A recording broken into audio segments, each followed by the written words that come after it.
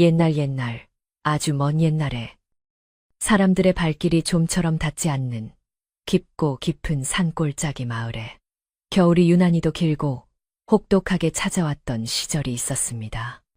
온 세상이 하얀 눈으로 두껍게 덮여 산짐승들조차 숨을 죽이고 동굴 속으로 몸을 숨길 만큼 매서운 추위가 맹위를 떨치던 때였습니다.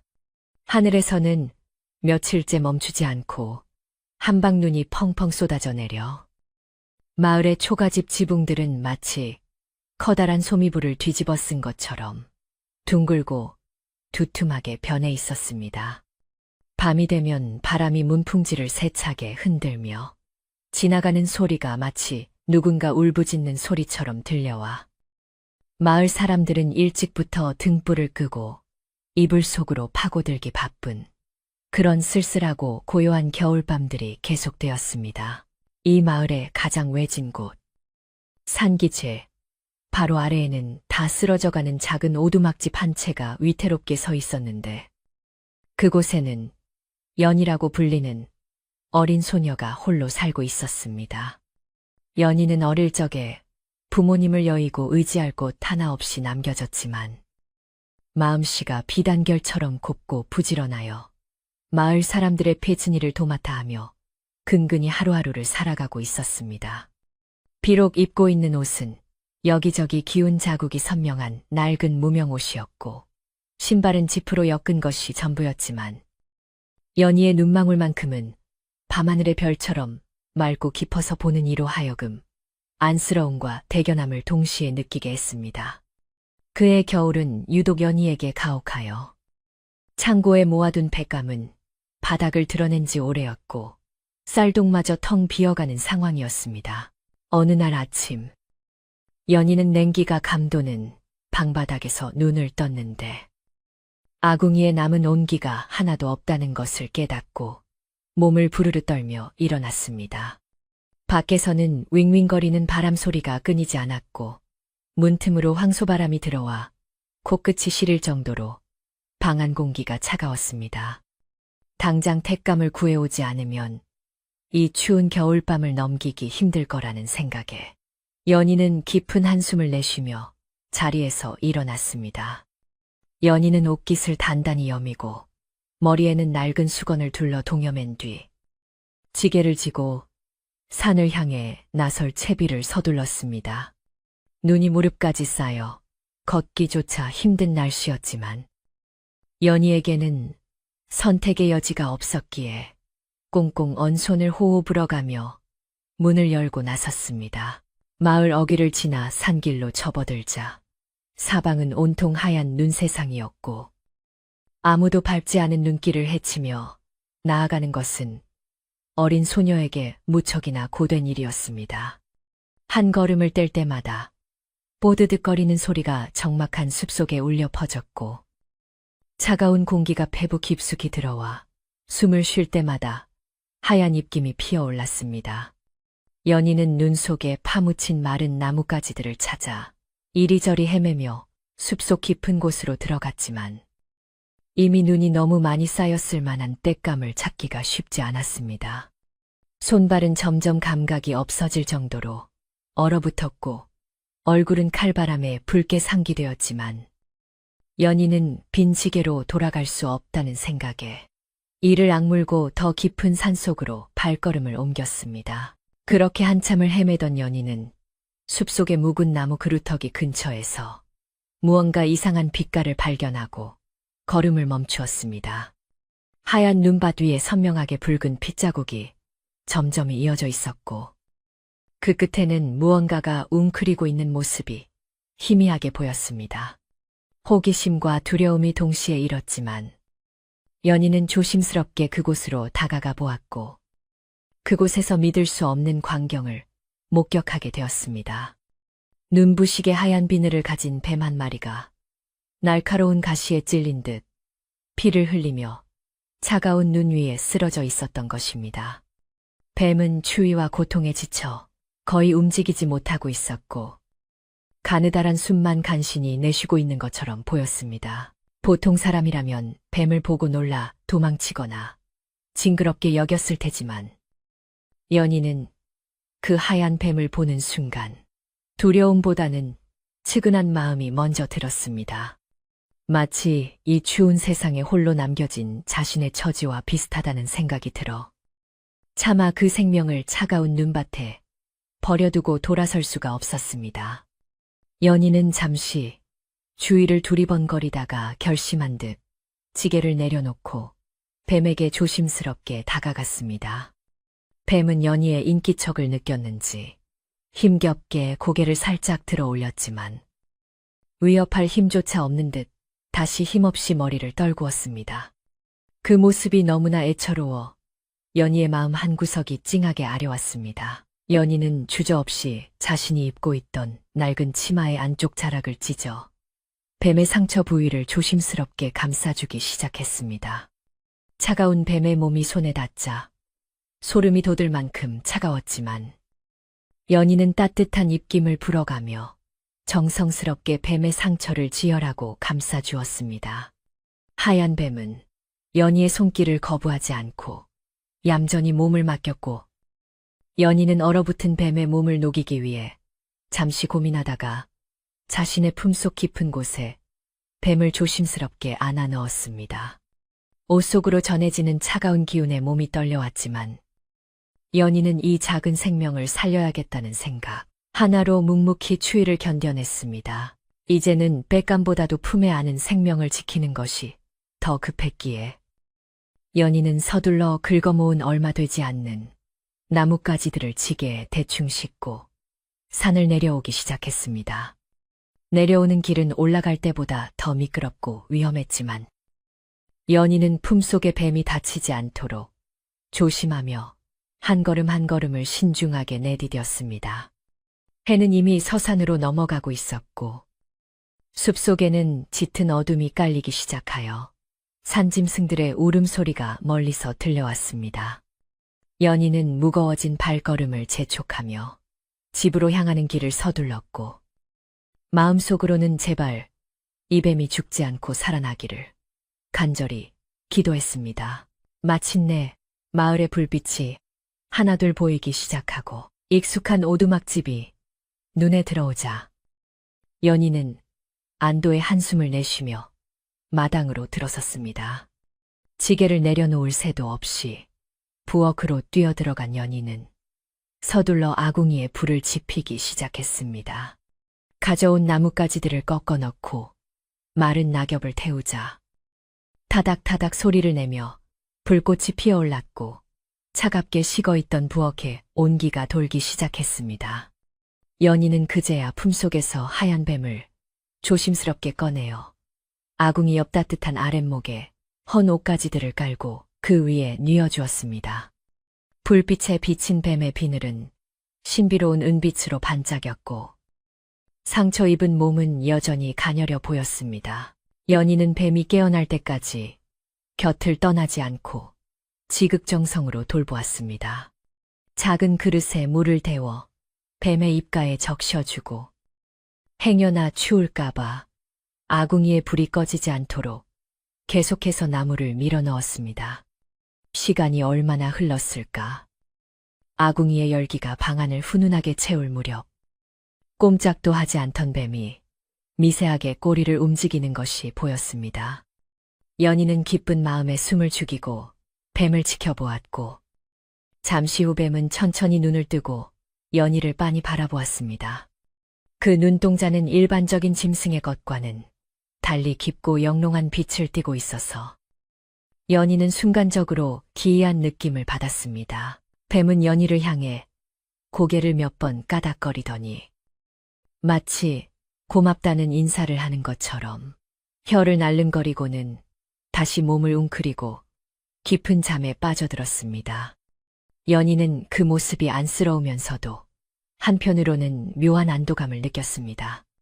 짐승이라도 은혜를 알 것이라 생각하며 연희는 뱀이 편안하게 쉴 수 있도록 부엌 한 구석의 지프로 작은 보금자리를 만들어 주었습니다. 아무에게도 말하지 못할 비밀이 생긴 것 같아 가슴이 두근거렸지만 왠지 모르게 이 하얀 뱀이 자신에게 나쁜 일을 가져다 주지는 않을 것이라는 막연한 믿음이 생겨났습니다. 그날 밤, 밖에는 다시 눈보라가 몰아치며 세찬 바람이 불어왔지만 연희의 오두막은 여느 때보다 따뜻하게 느껴졌습니다. 연희는 뱀이 있는 부엌과 연결된 작은 방에 누워 잠을 청했는데 평소라면 추위 때문에 몇 번이고 깼을 밤이었지만 그날은 이상하리만치 포근한 기운이 온몸을 감싸는 것을 느꼈습니다. 꿈속인지 현실인지 분간할 수 없는 몽롱한 상태에서 연희는 부엌 쪽에서 은은한 서기가 서려 나오는 것을 느꼈고 누군가 자신의 머리맡을 지켜주고 있다는 든든한 기분에 깊은 단잠에 빠져들 수 있었습니다. 이것이 바로 연희의 운명을 뒤바꿀 기이한 동거의 시작이었습니다. 다음 날 아침, 눈을 뜬 연희는 가장 먼저 부엌으로 달려가 뱀의 상태를 살폈습니다. 다행히 뱀은 어제보다 훨씬 기운을 차린 듯 고개를 들고 연희를 맞이했습니다. 상처 부위도 신기할 정도로 빠르게 아물어가고 있었고 뱀의 하얀 비늘은 더욱 윤기가 흐르는 듯했습니다. 연희는 안도하며 남은 곡식을 털어 묽은 죽을 쑤어 먹었고 뱀에게도 무언가 줄 것이 없을까 고민하다가 물 한 그릇을 정갈하게 떠다 놓았습니다. 뱀은 물을 조금 마시는 듯 하더니 다시 조용히 자신의 자리로 돌아가 엠리를 틀고 앉았습니다. 연희는 뱀이 사람을 해치지 않고 얌전히 있는 것이 고마웠고 외로운 산골 생활에 말 못할 친구가 생긴 것 같아 마음이 놓였습니다. 하지만 연희에게는 당장 해결해야 할 현실적인 어려움들이 여전히 남아 있었습니다. 땔감은 어제 가져온 것으로 며칠은 버틸 수 있겠지만 쌀독은 이제 거의 바닥을 드러내고 있었기 때문입니다. 게다가 마을에는 연희의 오두막 털을 노리는 사람들이 있다는 소문이 돌고 있었고 특히 욕심 많기로 소문난 최 부자가 연희의 집을 눈독 들이고 있다는 이야기가 들려왔습니다. 연희는 부모님이 남겨주신 이 작은 집을 어떻게든 지켜야 한다는 생각에 마음이 무거웠습니다. 뱀을 구해주며 잠시 잊고 있었던 걱정들이 다시금 밀려오자 연희의 얼굴에는 수심이 가득 찼습니다. 연희는 뱀에게 혼잣말을 하듯 자신의 속사정을 털어놓았습니다. 너도 갈 곳이 없어. 여기 왔으니 내가 굶지 않는 한 너를 내치지는 않을 거야.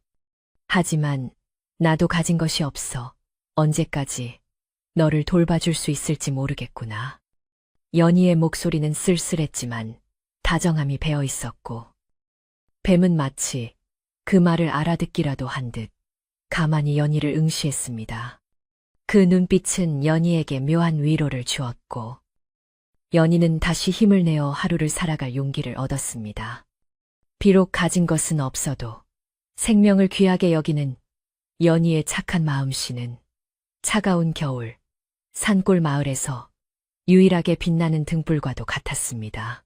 며칠이 지나면서 연희의 집에는 조금씩 이상한 일들이 일어나기 시작했습니다. 분명히 빗감을 많이 떼지 않았는데도 방바닥은 항상 절절 끓을 듯이 따뜻했고 부엌의 아궁이 불씨는 밤새 꺼지지 않고 은은하게 타올랐습니다. 또한 쌀독을 열어보면 분명히 한 줌밖에 남지 않았던 쌀이 조금 더 늘어난 것 같은 기분이 들기도 했습니다.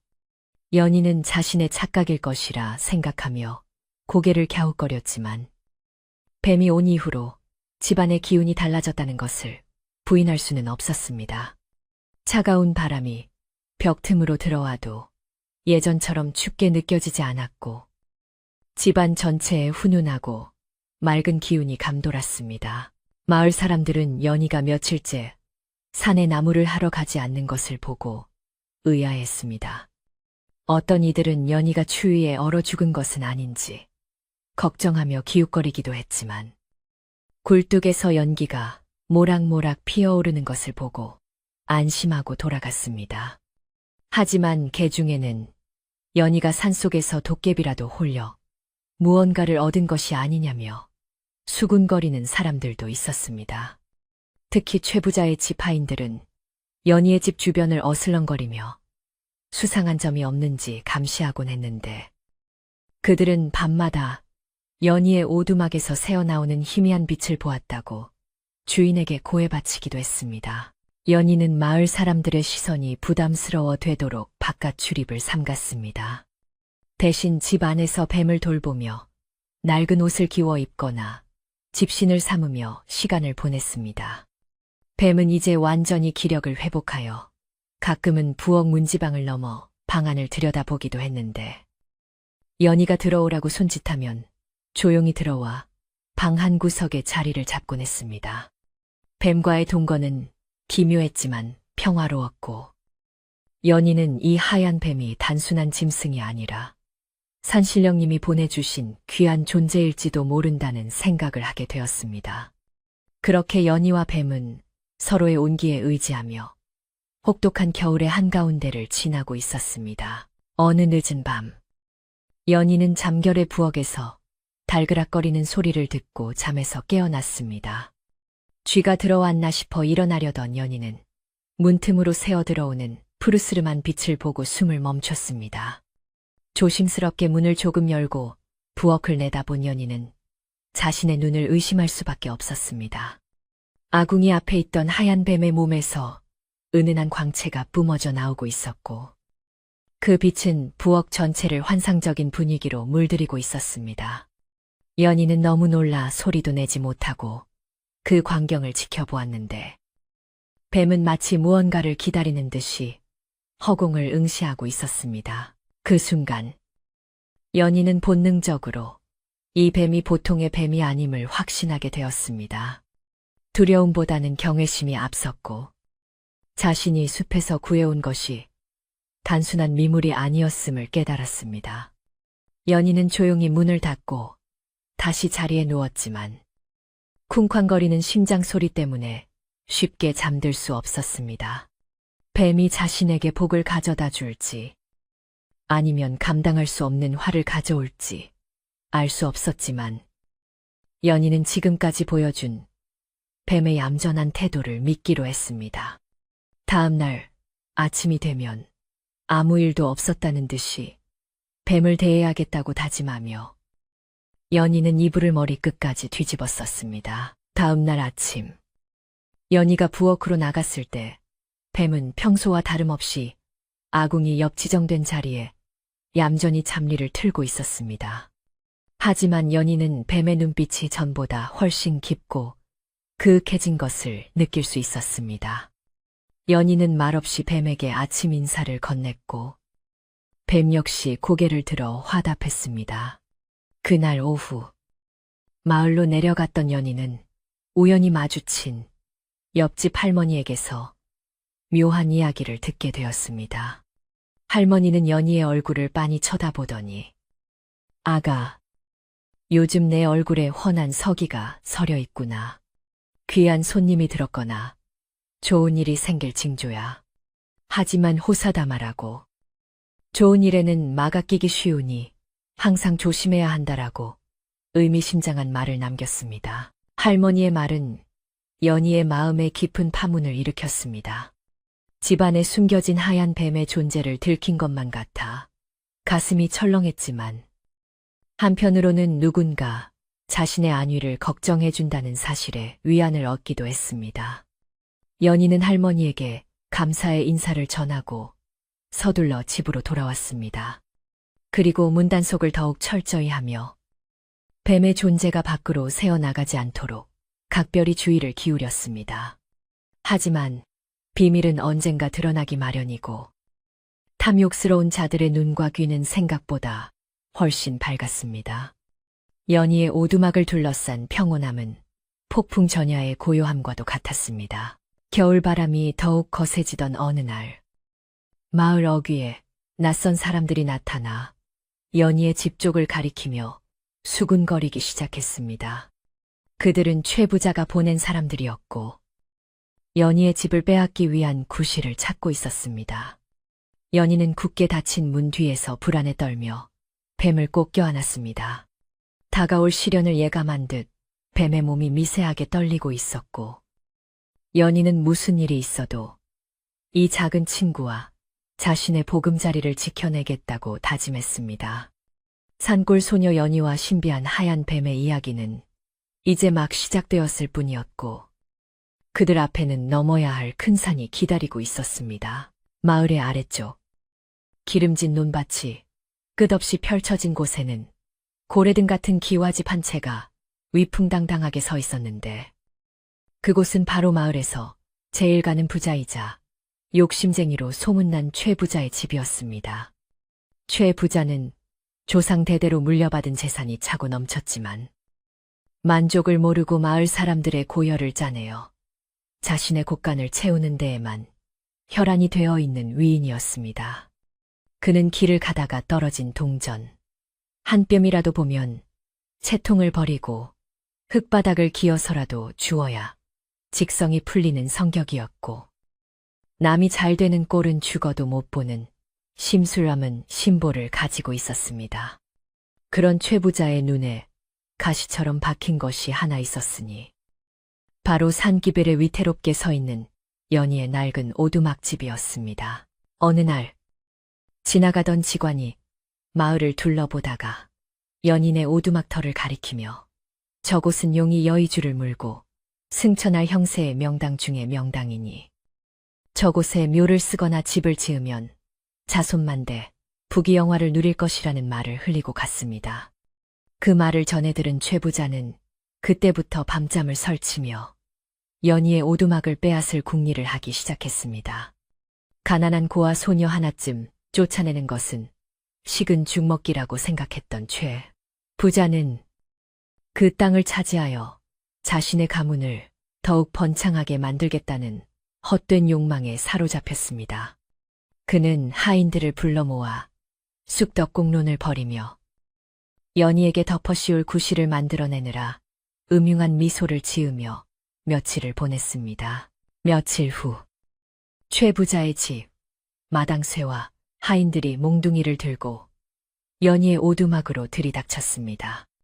그들은 다짜고짜 마당에 들어와 행패를 부리며 연희의 부모님이 살아생전에 최 부자에게 쌀가마니를 빌려 쓰고 갚지 않았다는 터무니없는 빚문서를 들이밀었습니다. 내 인연, 내 아비와 어미가 우리 대감마님께 진 빚이 산더미 같은데 그동안은 내가 어려서 봐주었으나 이제는 더 이상 기다릴 수 없다. 하인의 쩌렁쩌렁한 고함에 놀란 연희는 부들부들 떨며 방 밖으로 나왔습니다. 연희는 부모님이 누구에게 빚을 질 분들이 아니라는 것을 알고 있었지만 힘없는 소녀가 막무가내인 장정들을 당해낼 재간은 없었습니다. 하인들은 연희가 갚을 능력이 없다는 것을 뻔히 알면서도 당장 빚을 갚지 못하겠거든 집과 땅 문서라도 내놓고 썩 꺼지라고 으름장을 놓았습니다. 사흘 말미를 주겠다. 그 안에 빚을 갚든지 아니면 이 집을 비우고 나가든지 양단 간에 결정을 내려라. 만약 그때도 버틴다면 이 오두막을 헐어버리고 너를 관아에 넘길 것이다. 그들은 마당에 있던 장독을 발로 차 깨뜨리고 처마 밑에 매달아둔 시래기 다발을 바닥에 내동댕이 치며 난동을 부린 뒤 사라졌습니다. 깨진 장독 조각과 흙투성이가 된 마당을 보며 연희는 그 자리에 주저앉아 하염없이 눈물을 흘렸습니다. 엄동설안에 갈 곳도 없는 처지인 연희에게 이것은 청천벽력과도 같은 사형선고나 다름없었습니다. 눈물범벅이 된 얼굴로 방으로 들어온 연희는 아궁이 옆에 웅크리고 있는 하얀 뱀을 보고 다시 한번 서러움이 북받쳐 올랐습니다. 너도 이제 다 나으면 갈 곳을 찾아 떠나야 해. 나도 곧 이 집에서 쫓겨날 처지가 되었단다. 연희는 뱀의 차가운 몸을 쓰다듬으며 신세 한탄을 늘어놓았습니다. 그런데 신기하게도 연희의 눈물방울이 뱀의 비늘에 떨어지자 뱀은 몸을 스르르 풀며 연희의 무릎 위로 올라와 책함리를 틀었습니다. 마치 울지 말라고 위로하는 듯한 그 몸짓에 연희는 잠시 울음을 멈추고 뱀의 눈을 들여다보았습니다. 뱀의 눈동자는 깊은 호수처럼 고요했고 그 안에는 알 수 없는 힘이 담겨 있는 듯 했습니다. 그날 밤 슬픔에 잠겨 잠이 든 연희는 기이한 꿈을 꾸었습니다. 꿈속에서 연희는 칠흑 같은 어둠 속에 서 있었는데 어디선가 환한 빛이 비치며 하얀 도포를 입은 선비가 나타났습니다. 선비의 얼굴은 자세히 보이지 않았지만 목소리는 부드럽고 따뜻했습니다. 착한 아이야. 너무 걱정하지 말거라. 네가 베푼 은혜가 하늘에 닿았으니 악한 자들이 너를 해치지 못할 것이다. 내일 아침 뒤뜰 대나무 숲 아래를 파보아라. 선비는 그 말을 남기고 연기처럼 사라졌고 연희는 깜짝 놀라 잠에서 깨어났습니다. 방 안은 여전히 어두웠지만 아궁이 쪽에서 은은한 온기가 전해져 와 마음이 차분해지는 것을 느꼈습니다. 아침이 밝자마자 연희는 꿈속의 기억을 더듬어 뒤뜰 대나무 숲으로 갔습니다. 반신반의하며 눈 덮인 땅을 호미로 조심스럽게 파헤치자 극 속에서 묵직한 항아리 하나가 나왔습니다. 떨리는 손으로 항아리 뚜껑을 열어본 연희는 눈이 휘둥그레졌습니다. 그 안에는 금은 보화는 아니었지만 겨우내 먹고도 남을 만큼의 쌀과 귀한 약초들이 가득 들어 있었던 것입니다. 당장 빚을 갚을 만한 큰 돈은 아니었지만 적어도 굶어 죽지는 않게 해줄 생명줄과도 같은 것이었습니다. 연희는 이것이 뱀이 가져다 준 선물이라 확신하며 부엌에 있는 뱀을 향해 몇 번이고 절을 올렸습니다. 이상한 일은 그뿐만이 아니었습니다. 최 부자가 다녀간 뒤로 연희의 집에는 더욱 신비한 일들이 계속되었습니다. 땔감이 다 떨어져 가서 걱정하고 있었는데 다음날 아침에 일어나 보면 부엌 한쪽에 마른 장작이 수북하게 쌓여 있었습니다. 누가 가져다 놓은 것인지 알 수 없었지만 그 장작들은 일반 나무보다 훨씬 오래 타고 화력도 좋았습니다. 덕분에 연희는 매서운 겨울 바람이 문풍지를 때리는 밤에도 땀을 흘릴 정도로 따뜻하게 잘 수 있었습니다. 또한 빈 독인 줄 알고 열어보면 언제나 쌀이나 잡곡이 바닥을 채우고 있어 끼니 걱정을 하지 않게 되었습니다. 마을에는 점차 연희에 대한 소문이 돌기 시작했습니다. 저 어린 것이 최 부자한테 빚독촉을 받고 쫓겨나게 생겼다는데 얼굴색이 좋고 밥 짓는 연기가 끊이지 않으니 참으로 이상한 일이 아닌가. 마을 아낙네들은 우물가에 모여 수군거렸습니다. 글쎄 말이야. 혹시 산신령님이 돕는 건 아닐까? 아니면 그 낡은 집에 우리가 모르는 보물단지라도 묻혀 있는 게 아닐까? 사람들의 호기심은 꼬리에 꼬리를 물고 이어졌고 어떤 이들은 밤에 연인의 집 쪽에서 푸르스름한 불빛이 하늘로 솟구치는 것을 보았다며 흉흉한 소문을 보태기도 했습니다. 이 소문은 삽시간에 퍼져 최 부자의 귀에도 들어갔습니다. 최 부자는 처음에는 콧방귀를 뀌었지만 하인들이 연인연이 굶어 죽기는커녕 얼굴이 환해졌고 집안에서 맛있는 냄새가 진동합니다. 요라고 보고하자 의심이 싹트기 시작했습니다. 인연이 빚 갚을 돈을 숨겨두고 오리발을 내미는 게 분명하구나. 내 그 돈을 몽땅 찾아내어 땡전 한 푼 안 남기고 뺏어버릴 테다. 최 부자의 탐욕은 더욱 커져만 갔고 그는 연희의 집을 빼앗는 것뿐만 아니라 숨겨진 재물까지 모두 차지하겠다는 야욕을 불태우게 되었습니다. 그는 사흘 뒤에 들이닥칠 계획을 더욱 치밀하게 세우며 음흉한 계략을 꾸몄습니다. 불안감이 감도는 가운데 어느 날 오후 옆집에 사는 지혜로운 할머니가 연희의 집을 찾아왔습니다. 할머니는 평소에도 연희를 친손녀처럼 아껴주던 분으로 마을 돌아가는 사정을 누구보다 잘 알고 있었습니다. 할머니는 대문을 들어서며 주위를 두리번거리더니 연희의 손을 잡고 방으로 급히 들어갔습니다. 아가, 문단속 잘하고 있느냐?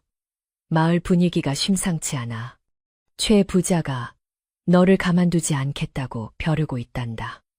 할머니의 표정은 사뭇 진지했고 목소리에는 깊은 우려가 담겨 있었습니다. 할머니는 연희의 얼굴을 찬찬히 뜯어보더니 깜짝 놀란 표정을 지었습니다.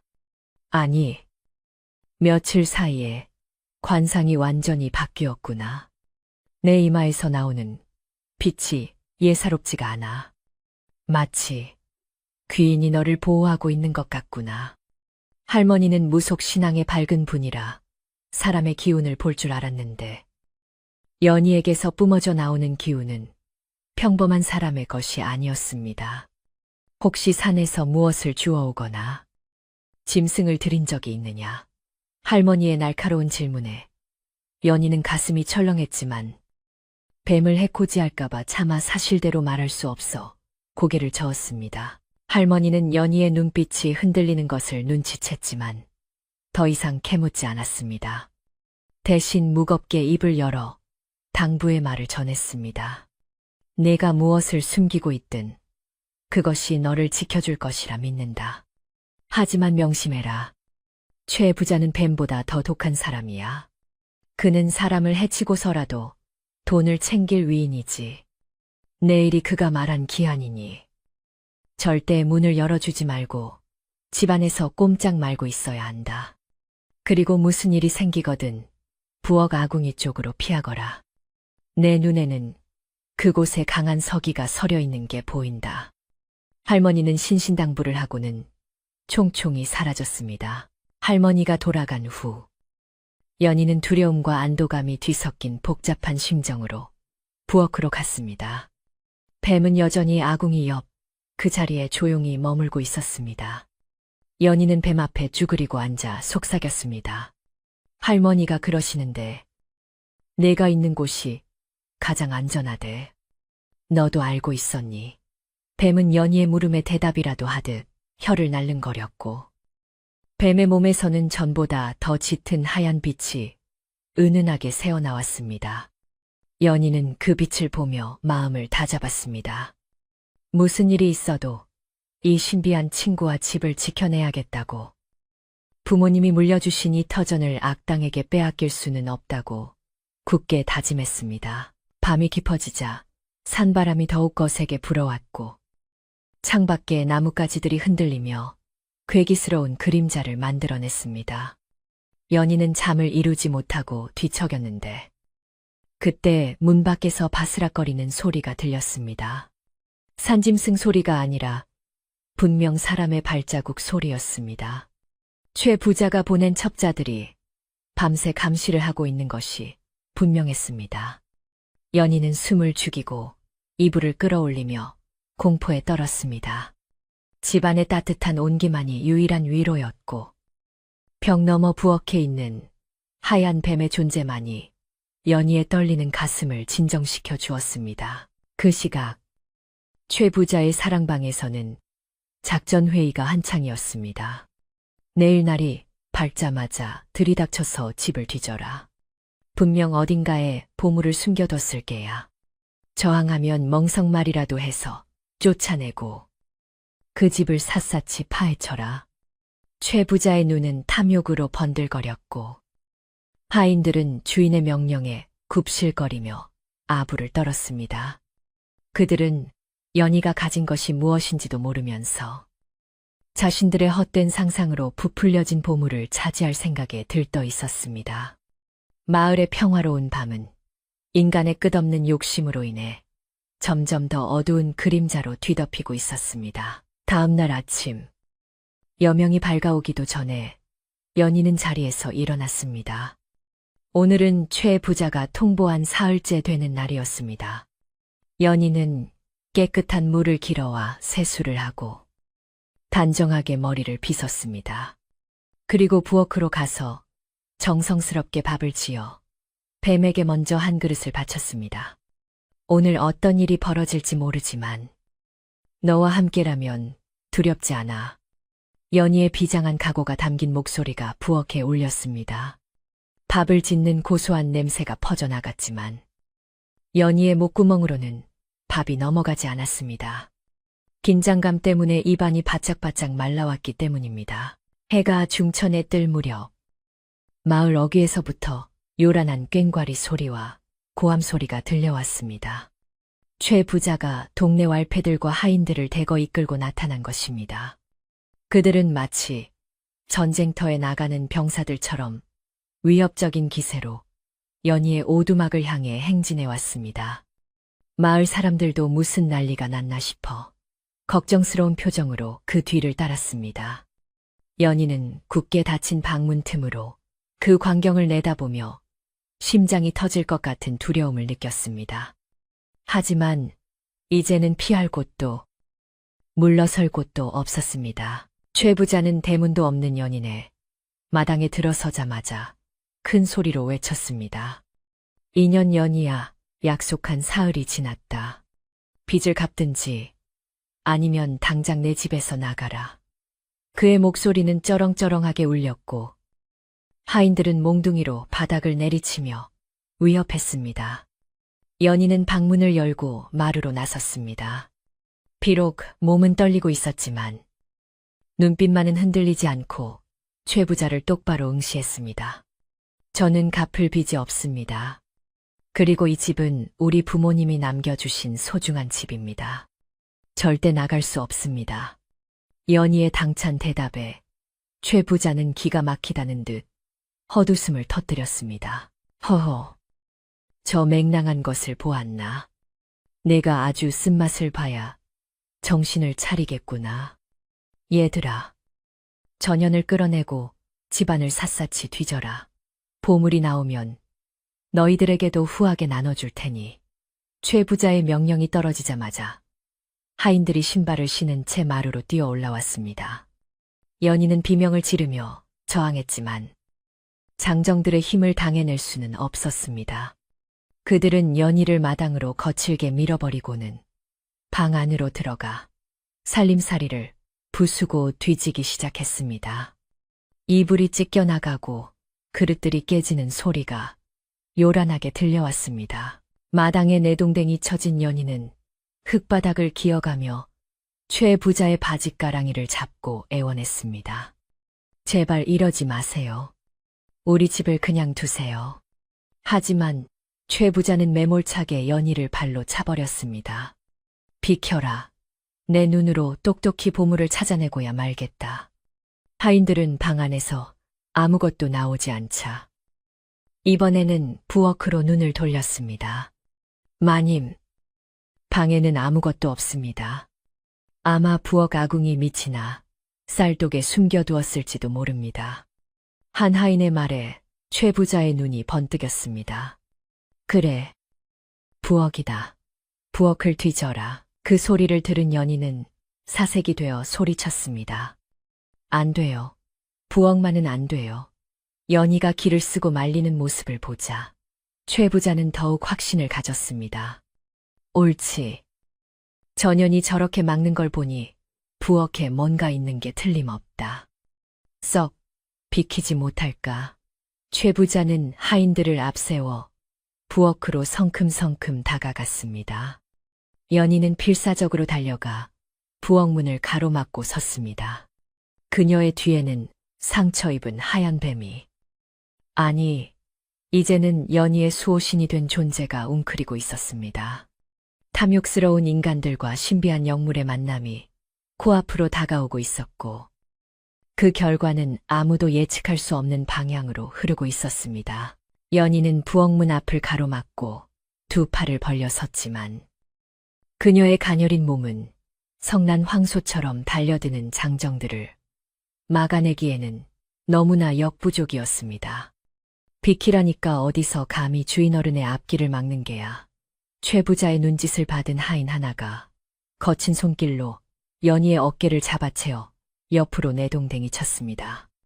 연희는 중심을 잃고 비틀거리며 마당의 차가운 흙바닥으로 쓰러졌고 무릎과 손바닥이 까져 붉은 피가 배어 나왔습니다. 하지만 육체의 고통보다 더 큰 두려움이 그녀를 엄습했으니 바로 부엌 안에 있는 하얀 뱀. 그녀의 유일한 가족이자 친구가 위험에 처했다는 사실이었습니다.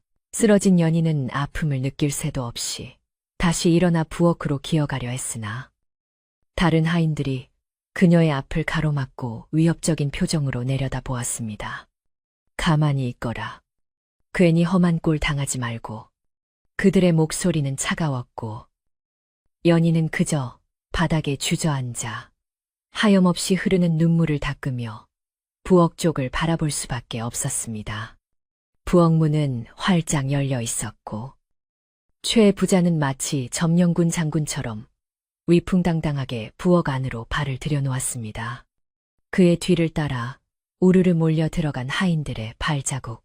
소리가 좁은 부엌을 가득 메웠고 평화롭던 연희의 공간은 순식간에 난장판이 될 위기에 처했습니다. 최 부자는 부엌에 들어서자마자 코를 킁킁거리며 주위를 둘러보았습니다. 낡고 허름한 부엌이었지만 이상하게도 훈훈한 온기가 감돌고 있었고 어디선가 은은한 향기가 나는 것 같기도 했습니다. 쥐구멍만 한 집에 살면서 밥 짓는 냄새는 제법이구나. 얘들아, 솥뚜껑부터 열어보아라. 최 부자의 호령의 하인이 가마솥 뚜껑을 요란하게 열어 젖혔습니다.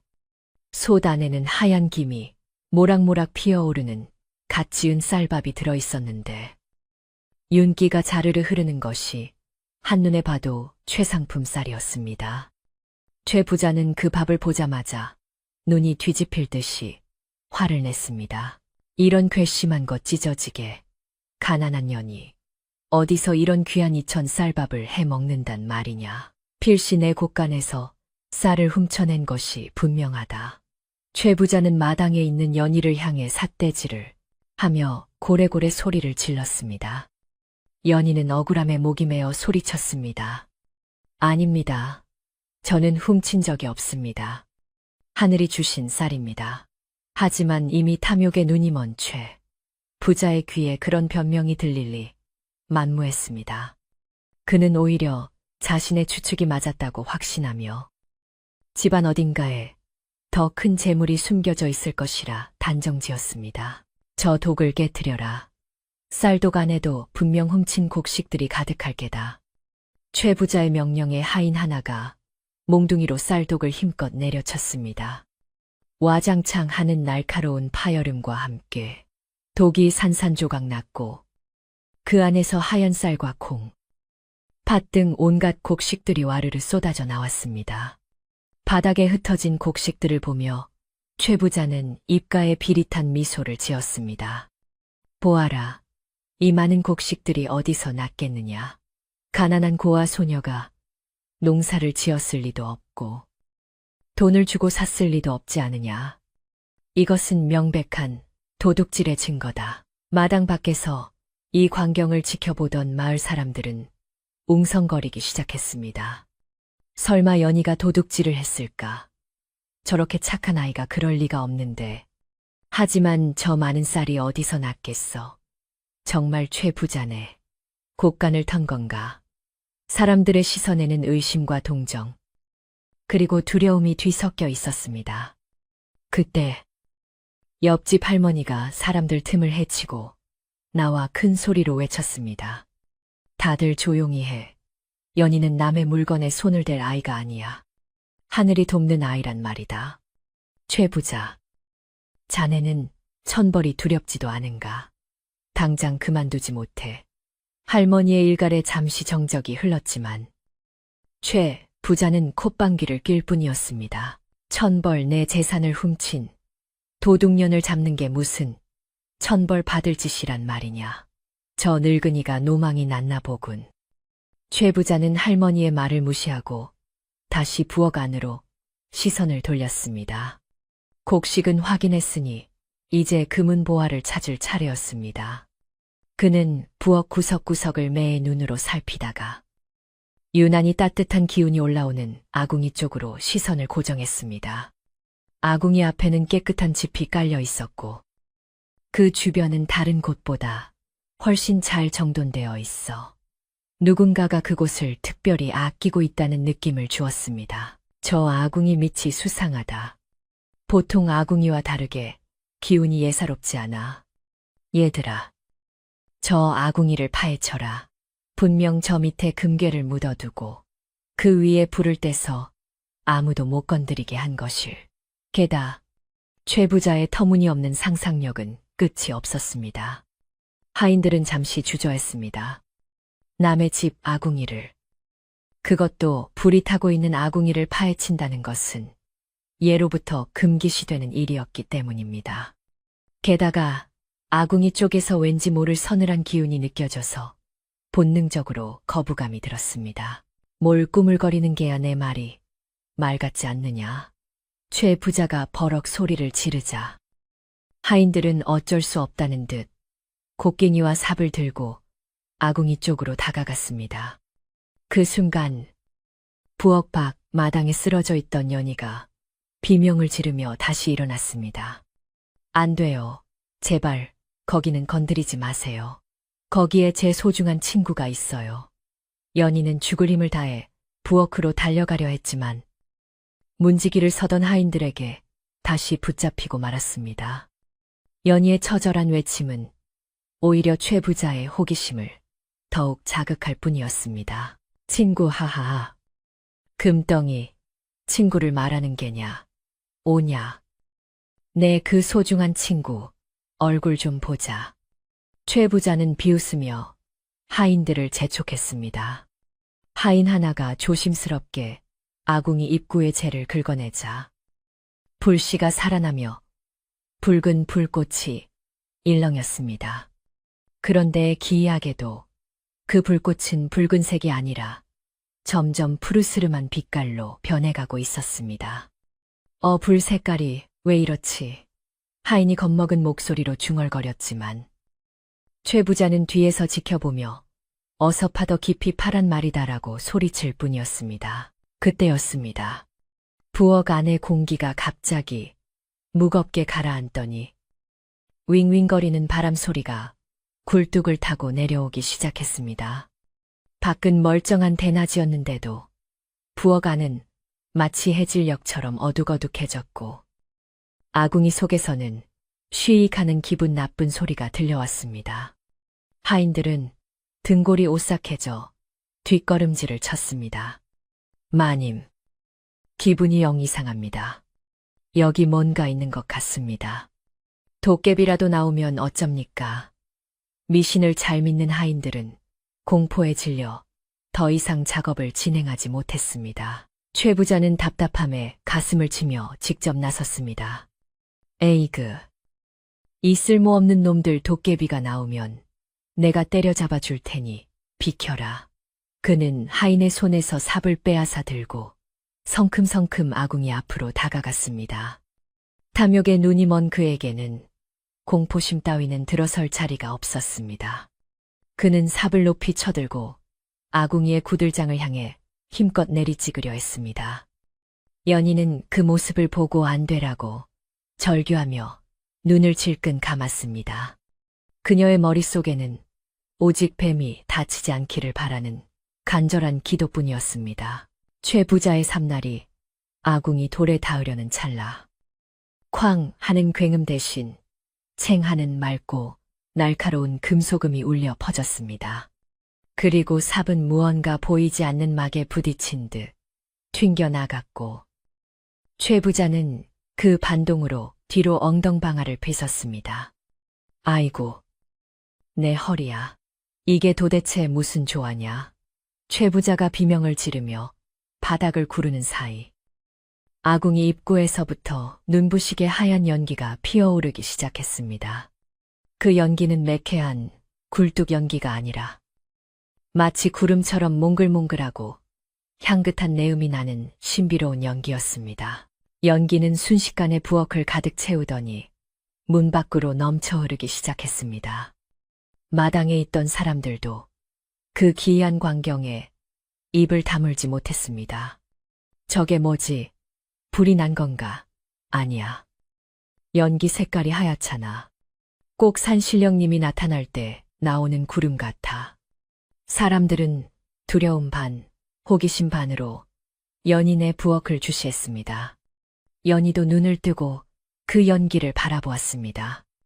그녀는 본능적으로 알 수 있었습니다. 드디어 그분이 자신의 하얀 뱀이 모습을 드러내려 한다는 것을 말입니다. 부엌 안에서는 하인들이 우왕좌왕하며 출구를 찾아 헤매고 있었습니다. 앞이 안 보입니다, 마님. 어디 계십니까? 짙은 연기 속에서 그들은 서로 부딪히고 넘어지며 아수라장이 되었습니다. 바닥에 주저앉아 있던 최 부자는 두려움에 떨면서도 욕심을 버리지 못하고 소리쳤습니다. 내 금괴는 어디 갔느냐? 이 연기는 다 속임수야. 분명 전연이 피워 올린 수작질이라고. 그는 엉금엉금 기어서 다시 아궁이 쪽으로 다가가려 했습니다. 바로 그 순간 자욱한 연기 속에서 두 개의 푸른 불빛이 번뜩였습니다. 그것은 등불도 아니고 횃불도 아닌 살아있는 생명체의 눈빛이었습니다. 최 부자는 그 불빛과 눈이 마주치자마자 온몸이 마비된 듯 꼼짝도 할 수 없었습니다. 그 눈빛은 너무나 강렬하고 위험이 서려 있어 감히 인간이 마주할 수 없는 것이었습니다. 최 부자의 입에서는 억눌린 신음소리만 새어나올 뿐 아무런 말도 할 수 없었습니다. 그의 심장은 터질 듯이 요동쳤고 식은땀이 비오듯 흘러내렸습니다. 연기 속에서 서서히 거대한 형체가 드러나기 시작했습니다. 처음에는 가느다란 뱀의 모습이었던 것이 점점 커지고 굵어지더니 마침내 부엌 천장에 닿을 만큼 거대한 구렁이, 아니 용이 되기 직전에 이무기 형상으로 변해갔습니다. 비늘 하나하나가 옥쟁반처럼 빛났고 머리에는 뿔이 돋아날 듯한 윤기가 솟아 있었습니다. 그것은 연희가 숲에서 구해준 그 작고 여린 뱀이 아니었습니다. 오랜 세월을 인내하며 승천을 기다려온 영물. 바로 그 자체였습니다. 뱀은 거대한 몸을 테리틀어 아궁이 앞을 지키고 서서 최 부자와 하인들을 내려다보았습니다. 그 위압감은 실로 대단하여 부엌 안에 공기마저 얼어붙게 만들었습니다. 하인들은 이미 기절할 듯 놀라 바닥에 납작 엎드려 살려달라고 빌고 있었고 최 부자만이 덜덜 떨며 그 괴물을 올려다보고 있었습니다. 뱀은 입을 벌리지 않고도 마음속으로 울리는 듯한 웅장한 목소리를 내었습니다. 감히 탐욕의 눈이 멀어 신성한 곳을 침범하고 은인을 해하려 하다니. 내 죄가 하늘을 찌르는구나. 그 목소리는 부엌을 넘어 마당에 있는 사람들에게까지 생생하게 들려왔습니다. 연희는 그 목소리를 듣고 감격의 눈물을 흘렸습니다. 뱀님, 아니 산신령님. 연희는 흙바닥에 무릎을 꿇고 엎드려 절을 올렸습니다. 마을 사람들도 하나둘씩 무릎을 꿇거나 고개를 숙였습니다. 이것은 인간의 힘으로 어찌할 수 없는 초자연적인 존재의 현현이었기에 모두가 경외심을 가지고 지켜볼 수밖에 없었습니다. 옆집 할머니만이 지팡이를 짚고 서서 드디어 오셨구나. 드디어 하며 고개를 끄덕였습니다. 최 부자는 공포의 극한에 달해 실성한 사람처럼 중얼거렸습니다. 잘못했습니다. 살려만 주십시오. 제 재산을 다 드리겠습니다. 평소에는 천하를 호령할 듯 거만했던 그가 이제는 목숨만 부지하기 위해 비굴하게 애원하는 꼴이 되었습니다. 하지만 뱀의 눈빛은 차갑기 그지없었습니다. 재물 내가 가진 그 더러운 재물이 나에게 무슨 소용이 있겠느냐? 너는 네가 가진 것의 무게만큼, 아니 그보다 더 무거운 죄의 무게를 짊어지게 될 것이다.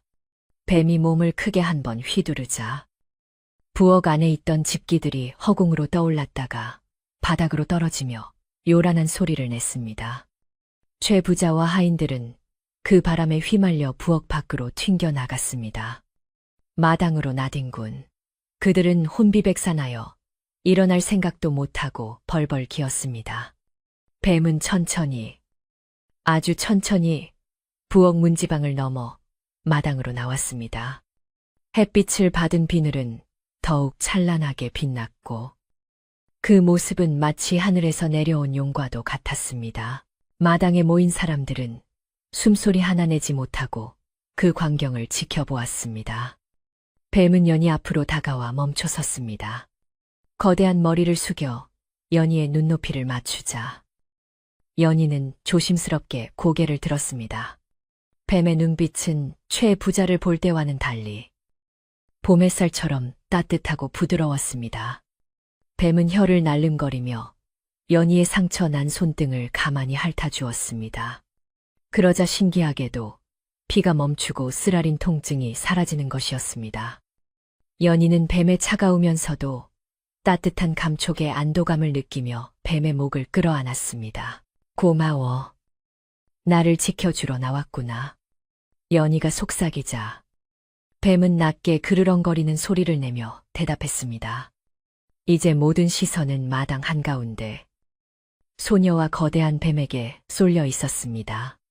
최 부자는 마당 구석에 처박혀 이 믿을 수 없는 광경을 보며 넋이 나간 표정을 짓고 있었습니다. 그의 탐욕이 불러온 결과가 얼마나 엄청난 것인지 그는 이제야 뼈저리게 깨닫기 시작했습니다. 하지만 후회하기에는 이미 너무 늦은 뒤였습니다. 하늘에서는 갑자기 먹구름이 몰려오더니 굵은 빗방울이 떨어지기 시작했습니다. 한겨울에 내리는 비. 그것은 예사로운 비가 아니었습니다. 뱀의 몸에서 뿜어져 나오는 열기와 빗방울이 만나 자욱한 물 한 개가 피어올랐고 연인의 집마당은 현실과 환상의 경계가 무너진 신비로운 공간으로 변해갔습니다. 뱀은 다시 고개를 들어 최 부자를 노려보았습니다. 이제 심판의 시간이 다가왔음을 알리는 천둥 소리가 멀리서 우르릉하고 울려 퍼졌습니다. 연희는 뱀의 몸을 잡고 일어섰습니다. 더 이상 그녀는 힘없는 소녀가 아니었습니다. 강력한 수호신의 보호를 받는 이 이야기의 진정한 주인공으로 우뚝 섰습니다. 마을 사람들은 연희를 새로운 눈으로 바라보기 시작했고 최 부자의 하인들은 이미 도망칠 구멍을 찾느라 눈동자를 굴리고 있었습니다. 폭풍우가 몰아치기 직전의 긴장감이 감도는 가운데 뱀이 입을 크게 벌리자 그 안에서 눈부신 빛의 구슬이 보였습니다. 그것은 바로 전설 속의 여의주였을까요? 아니면 최 부자의 탐욕을 징벌할 번개였을까요? 부엌 가득히 메웠던 신비로운 푸른 안개가 걷히기 시작하자 뱀이 입을 벌려 뿜어낸 눈부신 빛의 구슬이 아궁이 앞의 땅을 비추기 시작했습니다. 그 빛은 마치 한낮의 태양을 옮겨놓은 듯 강렬했지만 눈이 부시기보다는 마음을 편안하게 만드는 따뜻한 기운을 품고 있었습니다. 빛이 닿은 흙바닥이 스르르 갈라지며 그 속에서 오랜 세월 잠들어 있던 항아리들이 하나둘씩 모습을 드러냈습니다. 겉면에 흙이 묻어 있었지만 그 틈으로 새어나오는 황금빛 광채는 숨길 수 없었습니다. 그것은 단순한 재물이 아니라 착한 마음을 가진 이에게만 허락된 하늘의 선물이자 대지의 축복이었습니다. 최 부자는 눈앞에서 벌어지는 기적 같은 광경에 넋을 잃고 입을 다물지 못했습니다. 평생을 남의 것을 탐하며 모은 재산과는 비교도 할 수 없을 만큼 엄청난 보물이 연희의 부엌 바닥에 묻혀 있었다는 사실에 배가 아파 견딜 수가 없었습니다. 그는 공포심도 잠시 잊은 채 홀린 듯이 항아리 쪽으로 손을 뻗으며 기어갔습니다. 저건 내 거야, 내 땅. 아니, 내가 찜해둔 집에서 나왔으니 다 내 거란 말이다. 그의 목소리는 탐욕에 찌들어 갈라지고 떨렸으며 눈은 핏발이 서서 흉측하게 변해 있었습니다. 하지만 최 부자의 손끝이 항아리에 닿기도 전에 뱀이 거대한 꼬리로 바닥을 탁 하고 내리쳤습니다. 그러자 보이지 않는 벽이 생긴 것처럼 최 부자의 몸이 뒤로 튕겨나갔고 그는 마당의 진흙탕 속에 꼴사납게 처박히고 말았습니다. 뱀은 낮게 깔린 목소리로 다시 한번 경고했습니다. 내 욕심이 끝이 없구나. 하늘이 내린 복은 주인이 따로 있는 법. 더 이상 이곳을 더럽히지 말고 썩 물러가라. 그 목소리는 천둥소리처럼 울려 퍼져 최 부자의 고막을 때렸고 그는 그제야 정신이 번쩍 들어 공포에 질린 비명을 질렀습니다. 아이고, 사람 살려. 도깨비가 사람 잡네. 최 부자는 허겁지겁 일어나 도망치려 했지만 다리가 풀려 몇 번이고 넘어지고 자빠졌습니다. 신발 한 짝이 벗겨져 진흙 속에 파묻혔지만 그는 뒤도 돌아보지 않고 맨발로 달아나기 바빴습니다. 평소 위세등등하던 최 부자의 몰골은 온데간데 없고 흙투성이가 된 옷에 산발한 머리를 한 채 도망가는 꼴은 마치 쫓기는 쥐새끼와 다를 바 없었습니다. 그 뒤를 따르던 하인들과 왈패들도 나 살려라를 외치며 뿔뿔이 흩어져 도망갔고 마을 어귀는 순식간에 아수라장이 되었습니다. 최 부자 일당이 모두 사라지자 마을에는 다시 평화로운 정적이 찾아왔습니다. 하지만 그 고요함은 전과는 다른 꽉 찬 충만함이 느껴지는 고요함이었습니다. 마당에 모여있던 마을 사람들은 뱀과 연희를 번갈아 쳐다보며 감히 말을 꺼내지 못하고 있었습니다. 그때 뱀이 서서히 몸의 크기를 줄이기 시작했습니다. 부엌 천장에 닿을 듯 거대했던 몸집은 다시 연희가 처음 숲에서 데려왔던 그 하얀 뱀의 크기로 작아졌고 뿜어내던 강렬한 빛도 은은한 광채로 잦아들었습니다. 뱀은 연희의 발치로 다가와 메리를 틀고 앉아 연희를 올려다보았습니다. 연희는 뱀 앞에 무릎을 꿇고 떨리는 손으로 뱀의 머리를 쓰다듬었습니다. 고마워. 정말 고마워. 내 덕분에 집을 지킬 수 있었어. 연희의 눈에서 굵은 눈물방울이 뚝뚝 떨어져 뱀의 비늘을 적셨습니다. 뱀은 연희의 손길을 가만히 느끼며 눈을 지그시 감았습니다. 이제 헤어질 시간이 다가왔음을 두 사람, 아니 소녀와 영물은 직감적으로 알고 있었습니다. 뱀은 이무기에서 용으로 승천하기 위해 오랜 수행을 하던 중 상처를 입었고 연희의 순수한 마음 덕분에 목숨을 구하고 마지막 깨달음을 얻어 승천할 자격을 얻게 된 것이었습니다. 뱀은 연희의 손등에 머리를 한번 비비더니 스르르 몸을 돌려 마당 밖으로 나갔습니다. 연희는 아쉬움에 뱀의 뒤를 쫓아 대문 밖까지 따라 나갔습니다. 뱀은 마을 어귀의 큰 느티나무 아래에서 잠시 멈춰서더니 하늘을 향해 고개를 치켜들었습니다. 그러자 맑게 갠 하늘에서 오색 찬란한 구름이 내려와 뱀을 감쌌습니다. 사람들의 탄성 소리와 함께 뱀의 몸은 구름 속으로 빨려 들어가듯 솟구쳐 올랐고 순식간에 하늘 높이 사라져 버렸습니다. 남은 것은 하늘에 걸린 선명하고 아름다운 무지개뿐이었습니다.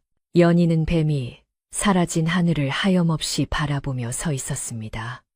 가슴 한구석이 뻥 뚫린 듯 허전했지만 동시에 든든한 축복을 받은 듯 마음이 따뜻해져 왔습니다. 그때 옆집 할머니가 다가와 연희의 어깨를 감싸 안아주었습니다. 울지 마라. 아가오. 그분은 이제 좋은 곳으로 가셨을 거야. 내 착한 마음씨가 그분을 하늘로 보내드린 게다. 할머니의 따뜻한 위로에 연희는 참았던 울음을 터뜨리며 할머니 품에 안겼습니다. 마을 사람들도 하나둘씩 다가와 연희에게 미안함과 고마움을 전했습니다. 연희야, 우리가 미안했다. 최 부자가 무서워서 널 도와주지 못했어. 정말 면목이 없구나. 마을 이장님이 고개를 숙이며 사과하자 다른 사람들도 덩달아 미안하다며 연희의 손을 잡았습니다. 연희는 눈물을 닦으며 고개를 저었습니다. 아니에요. 다들 무서우셨을 텐데. 이렇게 와주셔서 감사합니다. 연희의 너그러운 태도에 사람들은 더욱 감동했고, 이제부터라도 연희를 도와야겠다고 마음먹었습니다. 마을 사람들의 마음속에 있던 이기심과 두려움은 사라지고, 그 자리에 따뜻한 이웃의 정이 다시 싹트기 시작했습니다. 자, 이러고 있을 때가 아니지. 최부자 놈들이 난장판을 만들어 놓은 집을 우리가 치워줍시다. 청년 하나가 소리치자 마을 사람들은 너나 할 것 없이 발을 걷어붙였습니다.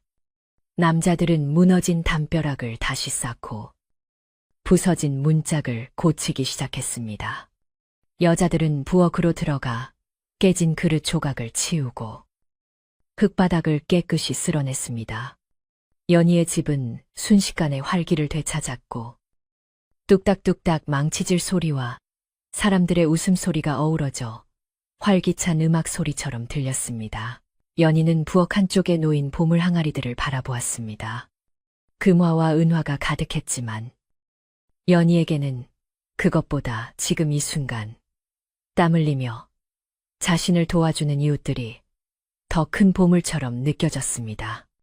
연희는 항아리에서 금화 몇 개를 꺼내어 이장님에게 건넸습니다. 이장님, 이걸로 고기와 술을 좀 사다 주세요. 오늘 고생하신 마을 분들과 함께 나누어 먹고 싶어요. 이장님은 연희의 깊은 뜻을 알아차리고 빙그레 웃으며 고개를 끄덕였습니다. 그래, 알았다. 오늘 우리 마을 잔치를 한번 벌여보자꾸나. 해가 뉘엿뉘엿 저물어가고 마을 곳곳에 저녁 짓는 연기가 피어오를 무렵, 연희의 집마당에는 거대한 멍석이 깔리고 잔치상이 차려졌습니다. 장터에서 사온 돼지고기가 솥뚜껑 위에서 지글지글 익어가고, 갓 지은 하얀 쌀밥과 구수한 시래기, 된장국 냄새가 온 마을에 진동했습니다. 아까의 긴장감은 눈 녹듯 사라지고 사람들의 얼굴에는 여유와 웃음이 넘쳐 흘렀습니다. 아이들은 마당을 뛰어다니며 고기 반찬을 집어먹느라 바빴고, 어른들은 막걸리 잔을 기울이며 연희의 복을 빌어주었습니다. 연희 덕분에 우리 마을에 큰 복이 들어왔어. 그 뱀 신령님이 나쁜 기운은 다 몰아내고 좋은 기운만 남겨주고 가신 게야. 할머니가 흐뭇한 표정으로 말하자 모두가 맞장구를 쳤습니다. 그렇고 말고 이제 최 부자도 감히 우리 마을을 넘보지 못할 걸세. 사람들은 최 부자가 도망치던 우스꽝스러운 모습을 이야기하며 박장대소를 터뜨렸습니다. 연희는 사람들 틈에 앉아 따뜻한 밥 한 숟가락을 입에 넣었습니다. 꿀맛 같은 밥알이 목으로 넘어가자 지난 며칠간의 고생이 눈 녹듯 사라지는 기분이 들었습니다. 밤이 깊어지자 보름달이 둥실 떠올라 연희의 오두막을 환하게 비추었습니다. 마을 사람들은 배불리 먹고 마신 뒤 연희에게 덕담을 한마디씩 건네며 집으로 돌아갔습니다. 연희야, 무슨 일 있으면 언제든지 부르거라. 그래, 혼자라고 생각하지 말고. 이웃들의 따뜻한 말 한마디, 한마디가 연희의 가슴에 차곡차곡 쌓였습니다. 텅 비어있던 연희의 마당은 사람들의 온기로 가득 채워졌고, 쓸쓸했던 오두막은 이제 세상에서 가장 안전하고 따뜻한 보금자리가 되었습니다. 사람들이 모두 돌아가고 난 뒤, 연희는 깨끗하게 정돈된 부엌으로 들어갔습니다. 아궁이에는 붉은 숯불이 은은하게 타오르고 있었고, 뱀이 머물던 자리는 비어 있었지만 여전히 훈훈한 기운이 감돌고 있었습니다. 연희는 그 자리에 앉아 뱀이 남기고 간 항아리들을 쓰다듬었습니다. 이 재물들은 연희 혼자만의 것이 아니라 마을 사람들과 함께 나누고 어려운 이들을 돕는데 쓰라는 뱀의 뜻임을 다시 한번 마음에 새겼습니다. 연희는 마음속으로 뱀에게 감사의 인사를 전했습니다. 부디 하늘에서도 행복하게 지내렴. 나도 여기서 씩씩하게 잘 살아갈게.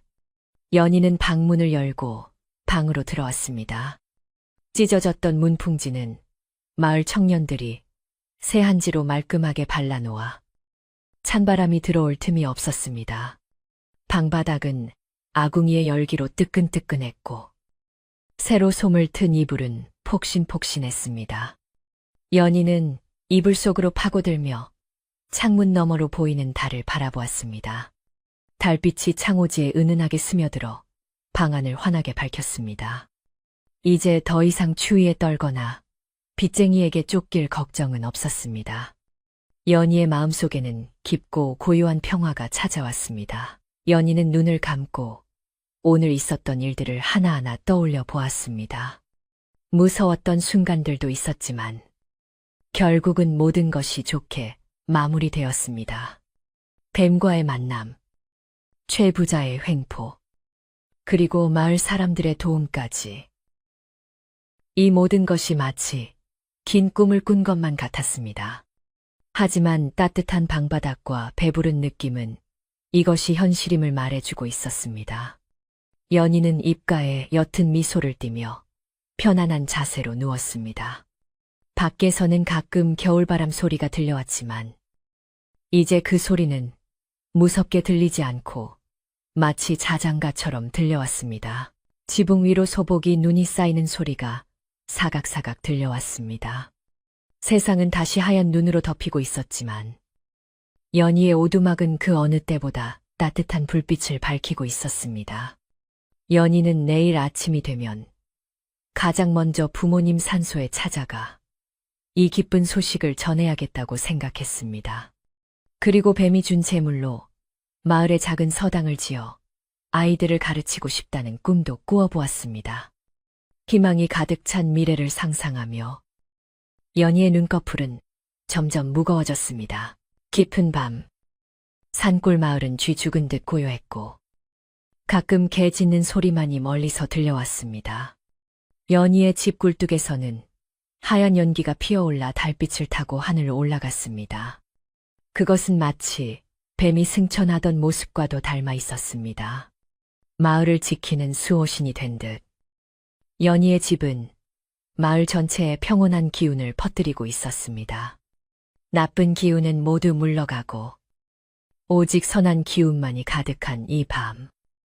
연희는 그 어느 때보다 깊고 달콤한 잠에 빠져들 준비를 하고 있었습니다. 모든 걱정과 근심이 사라진 자리에는 감사와 행복만이 남았습니다. 그토록 모질게 몰아치던 북풍 한 설도 계절에 거스를 수 없는 순리 앞에서는 어쩔 수 없이 꼬리를 감추고 물러가고 어느덧 첩첩산 중 산골 마을에도 따스한 봄 기운이 스며들기 시작했습니다. 겨우내 산과 들을 두껍게 덮고 있던 하얀 눈, 이불이 따사로운 햇살 아래 스르르 녹아내리자 그 아래 웅크리고 있던 검은 흙이 기지개를 켜듯 부드러운 속살을 드러내었습니다.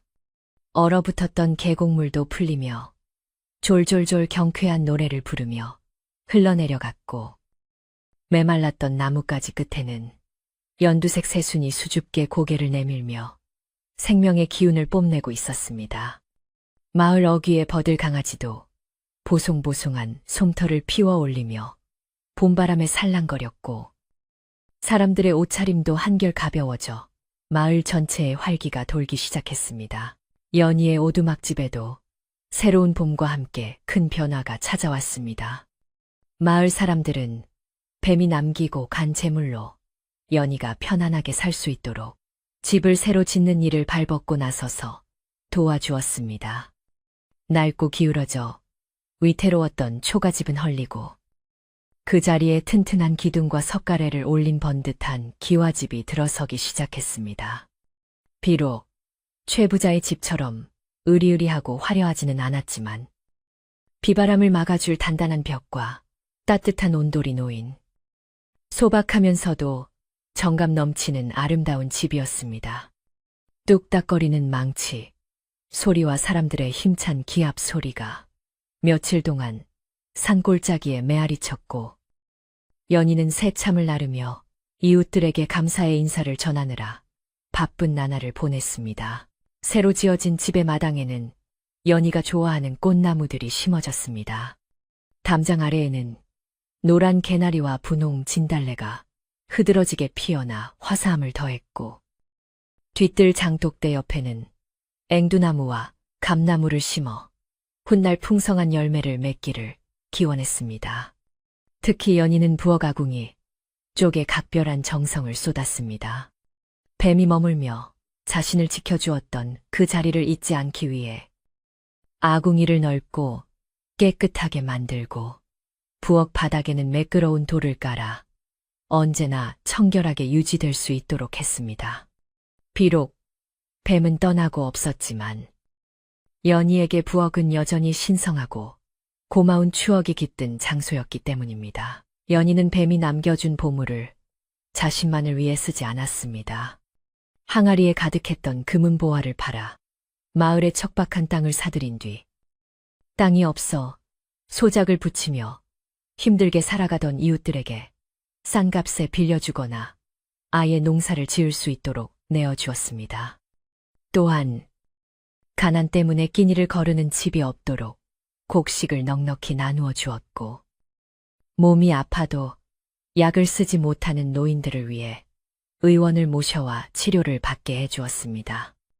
연희의 이러한 착한 마음씨는 봄바람을 타고 널리 퍼져나가 인근 마을에까지 산골 마을에 살아있는 보살이라는 칭송이 자자하게 되었습니다. 한편 욕심쟁이 최 부자가 살던 고래등 같은 기와집은 이제 주인을 잃고 텅 빈 흉가가 되어버렸습니다.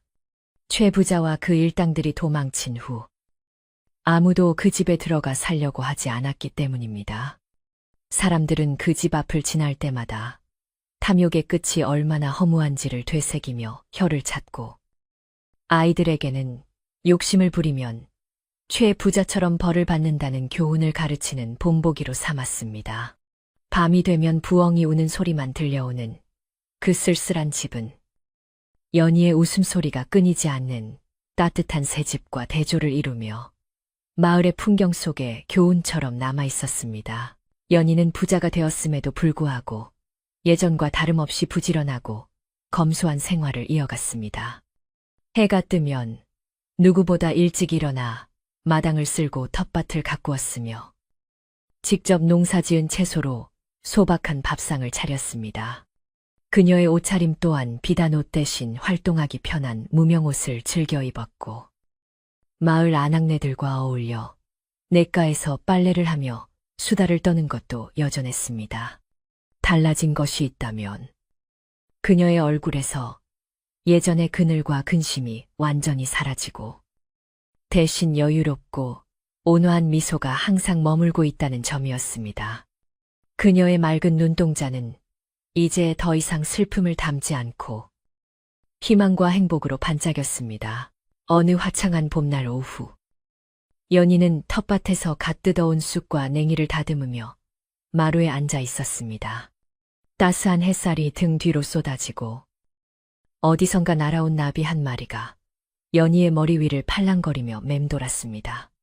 그때 대문 밖에서 연희야, 개느냐 하는 익숙한 목소리가 들려왔습니다. 바로 옆집 할머니였습니다. 할머니는 갓 쪄낸 따끈한 쑥버무리를 채반에 담아들고 오셨습니다. 네가 봄나물을 좋아하니 쑥이 연할 때 좀 쪄왔다. 같이 먹자꾸나. 할머니의 주름진 얼굴에는 인자한 웃음이 가득했습니다. 연희는 반갑게 할머니를 맞이하며 마루 한쪽을 내어드렸습니다. 두 사람은 나란히 앉아 향긋한 쑥버무리를 나누어 먹으며 도란도란 이야기를 나누었습니다. 그때 그 하얀 뱀님이 너를 참 많이 아끼셨던 게야. 이렇게 좋은 집과 평안한 삶을 선물로 주고 가셨으니 말이다. 할머니의 말에 연희는 고개를 끄덕이며 먼 산을 바라보았습니다. 산봉우리에는 하얀 구름이 걸려 있었는데 그 모양이 마치 승천하던 뱀의 모습과 닮아 보였습니다. 네, 할머니, 저는 평생 그 은혜를 잊지 않고 살 거예요. 그리고 저도 남들에게 베풀며 살아가려고요. 시간은 유수와 같이 흘러 어느덧 봄이 가고 무더운 여름이 지나 풍요로운 결실의 계절인 가을이 찾아왔습니다. 연희의 집 앞 논밭에는 황금빛 벼 이삭이 고개를 숙이며 넘실거렸고 뒤뜰의 감나무에는 붉은 홍시가 주렁주렁 매달려 탐스러운 자태를 뽐냈습니다. 마을 사람들은 연희와 함께 수확의 기쁨을 나누며 풍물놀이를 벌였고 옙쌀로 지은 밥과 송편을 나누어 먹으며 풍년을 축하했습니다. 마을 곳곳에서 들려오는 웃음소리와 흥겨운 노랫소리는 이 마을이 얼마나 평화롭고 살기 좋은 곳으로 변했는지를 보여주는 증거였습니다. 수확이 끝난 늦가을의 어느 저녁, 연희는 부엌에서 저녁밥을 짓고 있었습니다. 가마솥에서는 하얀 김이 모락모락 피어오르며 구수한 밥 냄새가 퍼져나갔고 뚝배기에서는 해콩으로 띄운 된장찌개가 보글보글 끓고 있었습니다. 연희는 아궁이 앞에 쪼그리고 앉아 불을 조절하며 문득 지난 겨울 이곳에 웅크리고 있던 하얀 뱀을 떠올렸습니다. 그때는 춥고 배고프고 두려웠지만 지금은 따뜻하고 배부르고 평온했습니다. 연희는 아궁이 불빛을 바라보며 마음속으로 조용히 말을 건넸습니다. 오늘도 덕분에 따뜻한 저녁을 먹습니다. 부디 하늘에서도 평안하세요. 연희는 갓 지은 하얀 쌀밥을 그릇에 소복하게 담고 김이 모락모락 나는 된장찌개와 잘 익은 김장김치 그리고 고소하게 무친 시금치 나물을 곁들여 저녁상을 차렸습니다. 혼자 먹는 밥상이지만 연희는 정갈하게 상을 차려놓고 감사의 기도를 올린 뒤 숟가락을 들었습니다. 입안 가득 퍼지는 굿쌀밥의 달큰한 맛과 된장찌개의 깊은 구수함이 온몸을 따뜻하게 녹여주었습니다. 소박하지만 세상 그 어떤 진수성찬도 부럽지 않은 행복과 만족이 가득 담긴 꿀맛 같은 저녁 식사였습니다. 저녁을 먹고 설거지를 마친 연희는 마루에 나와 앉아 밤하늘을 올려다보았습니다. 산골 마을의 밤하늘은 유난히 맑고 깊어서 셀 수 없이 많은 별들이 보석가루를 뿌려놓은 듯 반짝이고 있었습니다. 둥근 보름달이 산등성이 위로 떠올라 온 세상을 은은한 은빛으로 물들이고 있었고 풀벌레들은 가을밤의 정취를 더해주는 아름다운 합주곡을 연주하고 있었습니다. 차가워진 밤 공기가 코끝을 스쳤지만 연희는 두툼한 속옷을 입고 있어 춥지 않았습니다. 오히려 그 서늘함이 머리를 맑게 해주어 기분이 상쾌했습니다. 마을의 집들마다 하나둘씩 등불이 꺼지고 고요한 어둠이 내려앉기 시작했습니다. 하루의 고된 일과를 마친 사람들은 따뜻한 아랫목에 누워 단잠에 빠져들고 있을 시간이었습니다. 연희도 이제 잠자리에 들 준비를 하기 위해 방으로 들어왔습니다. 깨끗하게 닦인 방바닥은 아궁이의 온기를 머금어 절절 끓고 있었고 창호지 문을 통해 들어오는 달빛이 방 안을 은은하게 비추어 등불을 켜지 않아도 될 만큼 환했습니다. 연희는 장롱에서 목화솜을 두툼하게 넣어 만든 푹신한 요와 이불을 꺼내어 바닥에 깔았습니다. 이불을 펴는 소리가 사각사각 조용한 방 안에 울려 퍼졌습니다. 연희는 하얀 베개에 머리를 누이고 이불을 턱 밑까지 끌어올렸습니다. 포근한 이불의 감촉과 등에서 전해지는 따뜻한 온기가 온몸의 긴장을 사르르 풀어주었습니다. 하루 종일 바쁘게 움직였던 몸이 나른해지며 기분 좋은 피로감이 밀려왔습니다.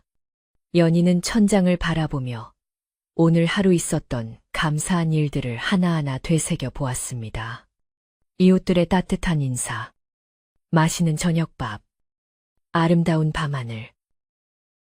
모든 것이 평범하지만 기적 같은 행복이었습니다. 창밖에서는 바람이 대나무 숲을 지나며 쏴 하는 시원한 소리를 내고 있었습니다.